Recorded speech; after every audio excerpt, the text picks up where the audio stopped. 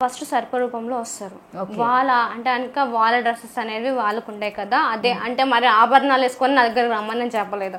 నా దగ్గరికి సింపుల్గా వచ్చినా సరే నేను వాళ్ళతో మాట్లాడతాను. పాముగా ఉన్న మాట్లాడతా, మనిషి రూపంలో ఎత్తి కూర్చొని మాట్లాడతా. అంటే నీ దగ్గరికి రావడం ఎట్లా వస్తారు? అంటే జనరల్ గా ఫస్ట్ ఒక పాముగానే అయిపోతారా ఆటోమేటిక్ గా? లేదు, నాకు పాము దగ్గరనే అంటే కనుక నా రూమ్ లో ఎక్కువ పాములు ఉంటాయని చెప్పాను కదా, నా రూమ్ లో అది కూడా. ఇప్పుడు రోజు ఉంటాయా మేడం? కంపల్సరీ ఉంటాయి. ఏ పక్కన ఎవరు పడుకుంటారు? పడుకుంటే చిన్న అమ్మాయి పడుకుంటారు. ఆమె కనిపిస్తారా మీ చెల్లికి? ఒక్కొక్కసారి తనని కూడా భయపడింది, ఒక్కొక్క సిచ్యువేషన్ లో భయపడింది. నువ్వు ఇట్లా భయపెట్టిస్తే ఎట్లా చెప్పు మరి? నేను ఏం భయపడట్లేదు, వాళ్ళు భయపడుతున్నారు.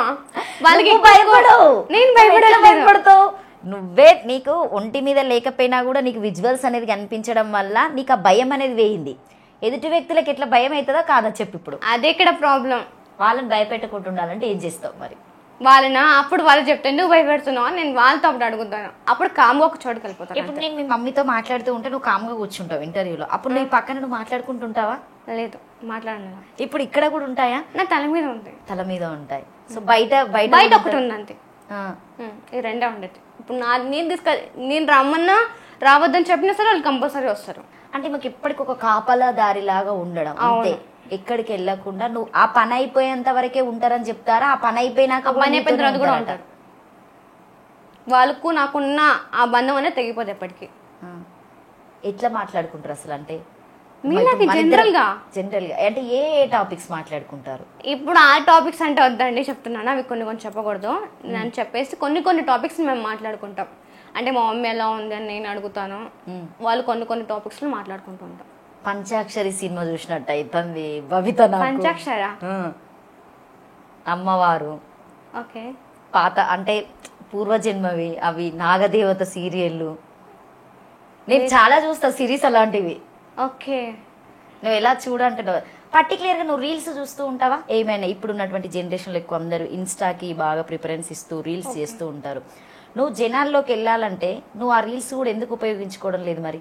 ఇట్లా నాకు సపోర్ట్ చేయండి అని చెప్పేసి నువ్వు మాట్లాడొచ్చు కదా. మాట్లాడచ్చు. నేను ఏంటంటే కనుక నాకెందుకు ఇష్టం ఉండదు, అందుకని చెప్పేసి నేను ఫొటోస్ కూడా ఎక్కువ తీసుకోను. నీ ఫొటోస్ తీసుకోవు? నీ ఫొటోస్ జెన్యున్ గా తీసుకుంటే ఈమె ఫోటోనే వస్తుందా మేడం? లేకపోతే బ్యాక్గ్రౌండ్ ఏమన్నా అమ్మవారి ఫోటో లాంటి రావడం జరుగుతుంటాయా? మీ మమ్మీ నాకు ఫస్ట్ పంపిన ఫోటోలో వేరున్నది, నీ సెల్ఫీ వేరుంది. నేను కూడా చూసాను, నా దగ్గర కూడా ఉన్నాయి. అది అలా మారిపోతుంది. మీకు సెల్ఫీ తీసుకున్నప్పుడు ఎలా ఉంది మీరు గమనించారా? తనలో కొంచెం మార్పులు జరుగుతుంటాయి అంతే, అందుకోసం దిగను. అసలు నీకు ఇష్టం ఉండదా ఈ చదువుకోవడము, ఈ చదువుకోవడం అంటే ఇష్టం? మరి ఎందుకు చదువుకుంటలేవు? నేను సపోర్ట్ చేస్తా, చదువుతావా? మీరు నాకు సపోర్ట్ చేస్తున్నారు, ఎంతమంది సపోర్ట్ చేసి నాకు చదువుకోవాలని చాలా ఇంట్రెస్ట్ ఉంది. కావాలంటే మీరు నాతో వచ్చి కూర్చోండి. నేను చదివేటప్పుడు సడన్ గా స్టక్ అయిపోతాను. ఎలా అంటే కనుక విజువల్స్ కనపడడం వల్ల నాకు ఫుల్ హెడేక్ వస్తుంది. ఇప్పుడు ఎవరికైనా సరే మెమరీస్ గుర్తొచ్చేటప్పుడు ఎవరికైనా హెడేక్ అనేది కామన్. అవును, ఆ పెయిన్ వల్ల ఈ కనిపించే విజువల్స్ వల్ల నేను సఫర్ అవుతున్నా. అసలు ఈమెకి చూసినటువంటి డాక్టర్ మాట్లాడతారా మేడం? ఇప్పుడు మనం కాల్ చేస్తే ఏమైనా చెప్తారా?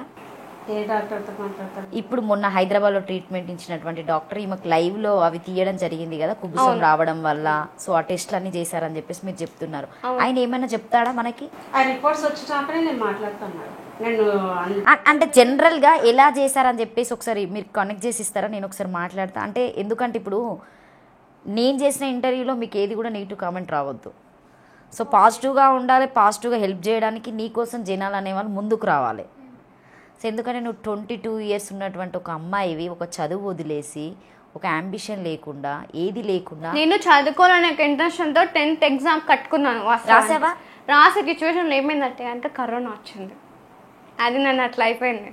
మళ్ళీ ట్రై చేయలే? మళ్ళీ నేను ట్రై చేయలేదు. మెంటల్ గా సైకాలజీ ప్రకారంగా చూసుకుంటే భవిత కరెక్ట్ అని చెప్పొచ్చా? కరెక్ట్ అని చెప్పొచ్చు. నిజం